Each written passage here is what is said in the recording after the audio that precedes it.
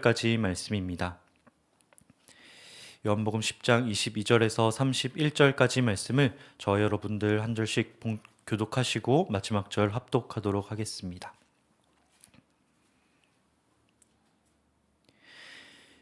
예루살렘의 수전절이 이르니 때는 겨울이라.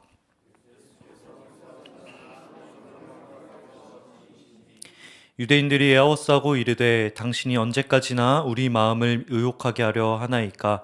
그리스도이면 밝히 말씀하소서 하니,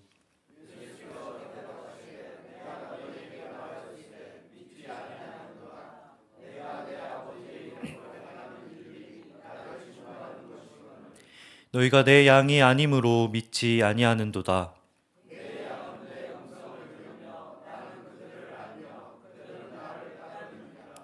내가 그들에게 영생을 주노니 영원히 멸망하지 아니할 것이요 또 그들을 내 손에서 빼앗을 자가 없느니라.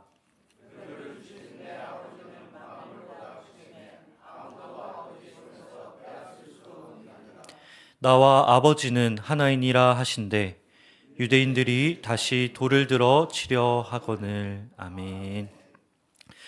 오늘 말씀 시작 부분에 언급된 수전절이라고 하는 그 절기는 원어로 봉헌이라는 의미를 갖고 있습니다. 이 절기는 이스라엘의 단순한 전통을 넘어서서 유대인들에게 민족의 정체성과 신앙을 지키려 했던 역사적 사건을 기념하는 절기다라고 하는 것이죠. 그 기원을 간단하게 말씀드리면 기원전 2세기 당시 이스라엘은 당시 셀류키드 왕조라고 하는 나라의 지배를 받고 있었습니다. 그런데 이 나라를 다스리던 안티오쿠스라고 하는 왕이 유대의 종교와 문화를 탄압하는 정책을 펼치기 시작해요. 그리스의 문화를 강요하면서 유대인들의 신앙을 말살하고자 하는 정책을 펼치기 시작합니다. 어떻게까지 나아가느냐? 유대인들에게 있어서 가장 거룩한 장소라고 할 수 있는 예루살렘 성전에서 이방신들에게 제물을 바칩니다. 더 나아가 율법에서 부정하다고 이야기하는 돼지를 그곳에서 제물로 바쳐요. 어디까지 나아가느냐? 안식일을 지키는 것과 할례를 행하는 일까지 못하게 막습니다. 얼마나 불만이 많았겠습니까? 결국 유대인 중에 마카비라고 하는 사람이 일어나서 혁명을 일으키기 시작을 합니다. 유대 지도자였던 마카비가 형제들과 함께 3년 동안 처절하게 싸움을 반복해요. 그리고 마침내 3년째 되던 해에 그 성전을 다시 탈환하게 됩니다. 그것을 기념하는 것이 바로 수전절이에요. 그래서 그때가 되면 깨끗하게 성전을 청소하기도 하고 성전에 등불을 밝히면서 그 절기를 기념하는 것이 바로 수전절이다라고 하는 것입니다. 여러분, 그런데 지금 상황은 어떻습니까? 오늘 말씀이 기록되던 당시의 이스라엘은 성전은 여전히 그 자리에 있지만 로마의 통치를 받고 있는 상황이었어요. 오래전 그리스의 지배를 받았지만 이제는 로마의 통치를 받고 있습니다. 성전이 회복되었으니 이제 우리 이스라엘도 다시 일어나지 않을까 기대하였지만 그런 일은 일어나지 않았다라고 하는 거예요. 많은 사람들이 생각을 합니다. 하나님 대체 언제 회복시켜 주실 것입니까? 예수님이 그런 상황 속에서 등장하신 거예요. 나타나시더니 성전을 정화하십니다. 수많은 기적을 행하세요. 병자를 고치고 눈먼 자를 보게 하십니다. 유대인들 사이에 어떤 마음이 들었을까요? 이분이 우리를 다시 회복시킬 그분이 아닐까? 우리가 기다리던 메시아가 바로 이분이지 않을까라고 생각을 하게 됩니다. 그러나 예수님은 어느 방향을 향해 움직이십니까? 그들과 정반대되는 방향으로, 그들의 기대와는 다른 방향으로 움직이시는 것을 보게 됩니다. 그들이 원하던 방식으로 행동하지 않으셨어요. 메시아라고 한다면 당연히 로마를 무너뜨리고 강력한 지도자로 등극해야 하는데 오히려 안식일에 병자를 고치시면서 논란만 일으키시는 것 같습니다. 하나님을 아버지라고 부르면서 신성 모독하는 것 같아요. 유대인들의 기대뿐 아니라 그들의 신념과도 부딪히는 것을 보게 됩니다. 그런데 그러던 와중에 오늘 말씀을 보니까 예수님이 다시 성전에 나타나십니다. 저희 23절 말씀 제가 읽어드리겠습니다. 예수께서 성전한 솔로몬 행각에서 거니시니. 하필 성전 회복을 기리는 이 기간에, 수전절 기간에 예수님이 솔로몬 행각에 나타나세요. 솔로몬 왕이 어떤 왕입니까? 성전을 가장 먼저 지었던 왕입니다. 하필 성전 회복을 기리는 그 시기에 이스라엘의 첫 번째 성전을 지었던 그 솔로몬 행각에 성전을 정화하신 예수님이 나타나십니다. 특별히 이 이스라엘의 겨울은 비가 많이 오는 계절이에요. 그렇기 때문에 지붕이 있는 그 솔로몬 행각에는 수많은 사람들이 모여드는 계절입니다. 거기에 모여있던 유대인들 마음 가운데 어떤 마음이 들기 시작했을까요? 혹시나 하는 마음이 들기 시작하는 거예요. 이제라도 우리의 기대대로 움직여 주시지 않을까? 라는 생각이 들기 시작하는 겁니다. 그러니 어떤 이야기를 합니까? 24절 말씀을 통해 이런 질문을 합니다. 저희 함께 읽겠습니다. 당신이 언제까지나 우리 마음을 의혹하게 하려 하나이까? 그리스도이면 밝히 말씀하소서 하니. 이 질문에는 두 가지 감정이 담겨 있는 것을 보게 됩니다. 첫 번째는 의혹이에요. 이 사람이 정말 메시아일까? 그러면 왜 로마와 싸우지 않는 것일까? 두 번째 마음은 그럼에도 불구하고 갖게 되는 기대의 마음입니다. 그래도 이 사람이 해온 일을 보면 뭔가 할 수 있는 사람인 것 같은데 우리가 기대했던 그 일이 이 사람을 통해 일어나지 않을까라고 하는 마음이 바로 이 수전절 기간 유대인들의 마음 가운데 다시 올라오기 시작했다라고 하는 것입니다. 그렇기 때문에 24절의 이 말씀은 질문이 아니에요. 저희도 알고 있습니다. 이들이 어떤 대답을 원하는지는. 예수님도 그러셨지 않겠습니까? 알고 계신 거예요. 어떤 대답을 이들이 원하는지 너무 잘 알고 계신 겁니다. 그러니 25절 말씀을 통해 이렇게 말씀하십니다. 예수께서 대답하시되 내가 너희에게 말하였으되 믿지 아니하는도다. 내가 내 아버지의 이름으로 행하는 일들이 나를 증거하는 것이거늘. 유대인들은 이미 질문을 한 적이 있습니다. 당신이 정말 메시아입니까? 당신이 정말 그분입니까? 예수님 역시 여러 번 대답하셨어요. 무엇으로 대답을 하셨습니까? 예수님의 말씀과 행적으로 이미 그들에게 대답을 하셨습니다. 예수님이 하신 말씀과 표적들이 그들의 질문에 대한 정확한 답이었다라고 하는 거예요. 요한복음 9장에서 주님은 이미 맹인을 고치셨고 그 이전에도 수많은 표적을 보여주셨습니다. 뿐만 아니라 나는 생명의 떡이며 양의 문이라고 누누이 말씀해 오셨어요. 누가 못 들은 것입니까? 유대인들이 못 들은 거예요. 누가 문제입니까? 못 들은 유대인들이 문제입니다.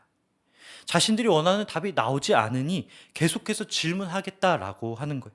원하는 답을 하실 때까지 나는 물어보겠어 라고 하는 마음이 그들 가운데 있었다라고 하는 것입니다.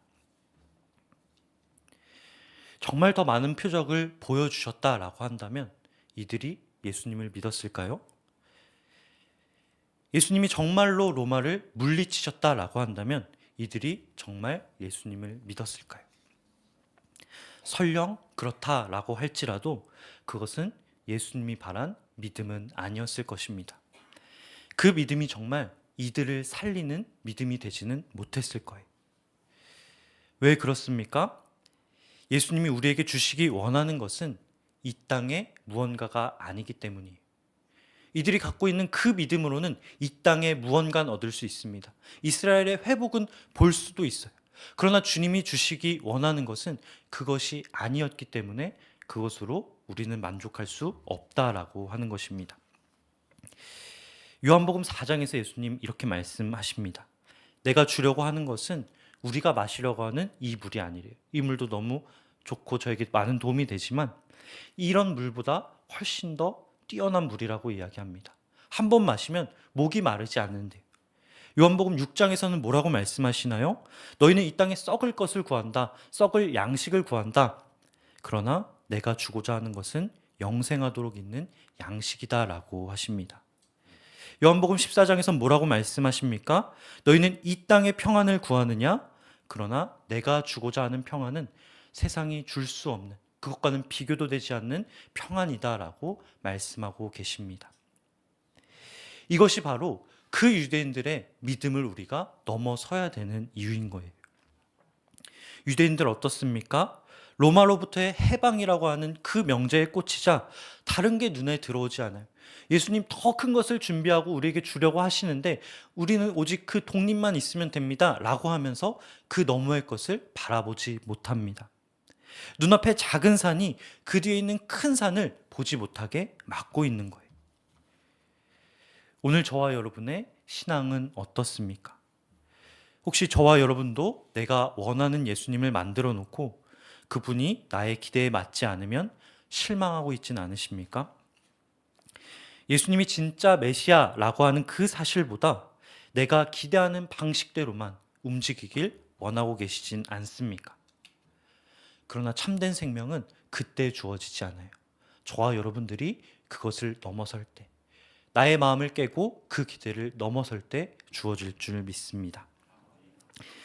이 말씀이 기록되던 시기를 가만히 살펴보니까 어떤 시기냐? 그리스도인들이 유대 회당에서 쫓겨나던 시기예요. 저희가 월요일 말씀에 보았던 것과 같이 예수를 그리스도로 시인하는 자들은 어떻게 됩니까?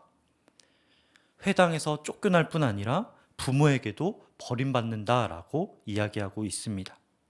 사이로부터 모든 연결고리가 끊길 수밖에 없었던 거예요. 28절부터의 말씀은 바로 그런 자들에 대한 약속의 말씀입니다. 저희 함께 28절 말씀 읽도록 하겠습니다. 읽겠습니다. 내가 그들에게 영생을 주노니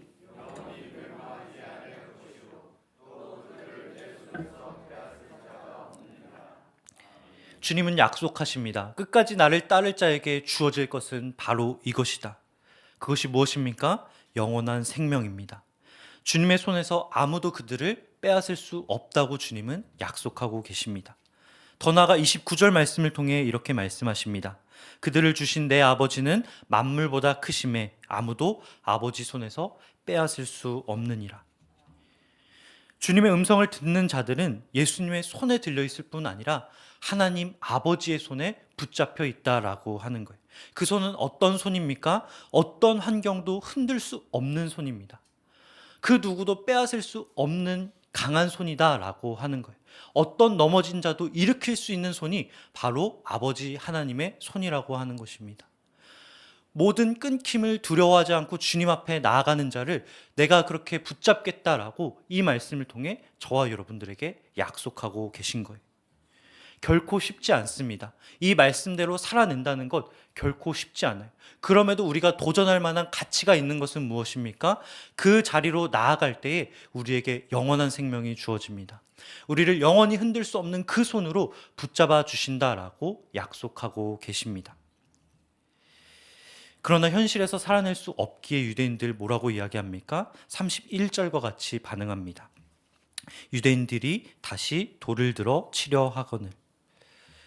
오늘 장면은 이 장면에서 끝이 나요. 예수님을 향해 돌을 드는 장면에서 끝이 납니다. 정말 돌을 던질까 말까의 말씀은 내일 오시면 알 수 있습니다. 그러나 오늘 말씀을 통해 우리가 알 수 있는 것이 있어요. 사실 이 돌이 향해 했던 곳은 어디입니까? 자신들의 마음이에요. 예수님을 향해야 했던 것이 아니었다라고 하는 것입니다. 오늘 말씀의 계절과 같이 차갑게 식어버린 그들의 마음을 깨야 되는 돌이었어요. 그런데 이들은 그 돌을 어디로 향하고 있습니까? 예수님을 향해 던지려고 하고 있다라고 하는 것입니다. 오늘 저와 여러분들은 무엇을 깨려고 하고 있습니까? 굳어진 우리의 마음입니까? 아니면 하나님의 말씀입니까? 내가 만든 기대입니까? 하나님이 하시고자 하는 일입니까? 오늘 하루 우리의 굳어진 마음이 깨어지길 소망합니다. 영원한 생명, 우리를 붙잡아 주시는 그 주님의 손을 향해 나아가는 저와 여러분 되시길 주님의 이름으로 간절히 축복합니다. 기도하겠습니다. 사랑과 은혜가 충만하신 주님, 오늘도 우리에게 말씀을 주시고 우리의 마음을 두드려 주시니 감사드립니다. 이 시간 우리의 굳어진 마음을 깨기 원하시는 주님, 우리의 신앙이 내가 세운 틀 안에 가두어지지 않게 하여 주옵소서. 내 기대 안에 내가 갇히는 것이 아니라 주님이 주시는 그 비전을 향해 믿음과 소망을 가지고 나아가게 하여 주옵소서. 우리를 향한 주님의 그 약속의 말씀을 기억하기 원합니다. 아무도 너희를 내 손에서 빼앗을 수 없다고 하셨사오니 그 약속의 말씀을 붙잡고 세상 가운데 나아가게 하여 주옵소서.